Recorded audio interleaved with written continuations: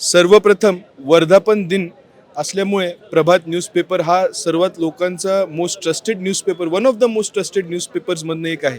त्यासाठी मी प्रभातला वर्धापन दिनाकरिता खूप खूप शुभेच्छा देतो. आणि आज फक्त ह्या पोडियमवरती मला बोलवण्याबद्दल आय एम व्हेरी ऑनर्ड. आणि एक फक्त मेसेज देऊ इच्छितो मी लोकांना न्यायव्यवस्थेबद्दल. I work in the justice delivery system आणि आज आपल्या देशात असं आहे की justice is been delayed somehow. तर हिच्यात चूक कोणाची आहे? लोकांना वाटतं जजेसची चूक आहे, सिस्टमची चूक आहे, पोलीस ऑफिसर. चूक कोणाची आहे? तर there is a population explosion in our country.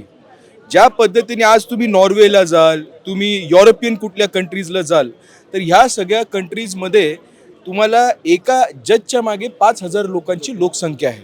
आणि हीच आपण भारतात बघितलं तर एका जजच्या मागे 1,00,000 लोकांची लोकसंख्या आहे. आज आपण बघाल तर 2 आठवड्यापूर्वी पुणे सेशन कोर्टाच्या बिल्डिंगमध्ये 4थ्या मजल्यावरनं एका माणसाने उडी मारून जीव दिला त्यांनी त्यांचा. त्या मागचं कारण असं की 30 वर्षापासून त्यांचा कोर्ट केस होता, तो पेंडिंग होता.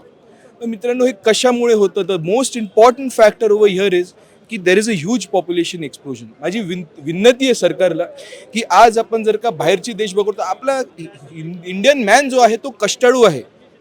तो स्वतःचे पैसे स्वतः कमवू शकतो. त्याला कुठल्याही पद्धतीचं दानची गरज नाही, कुठल्याही पद्धतीच्या निधीची गरज नाही. त्याला जर का कुठल्या गोष्टीची गरज आहे तर न्यायाची गरज आहे. तर माझी विनंती आहे आपल्या सरकारला की न्यायाधीशांची जे लिमिटेशन आहे, नंबर ऑफ जजेस आहेत आपल्या कंट्रीमध्ये, ते नंबर ऑफ जजेस वाढवावेत, जेणेकरून आपल्या देशाची जस्टिस डिलिव्हरी सिस्टम अजून स्ट्रॉंग होईल आणि अशा परत कुठल्याही इनोसंट व्यक्तीने आपला जीव देण्याची वेळ कोणाची येणार नाही. Thank you so much. वर्धापन दिनाकरिता परत खूप खूप शुभेच्छा. थँक्यू.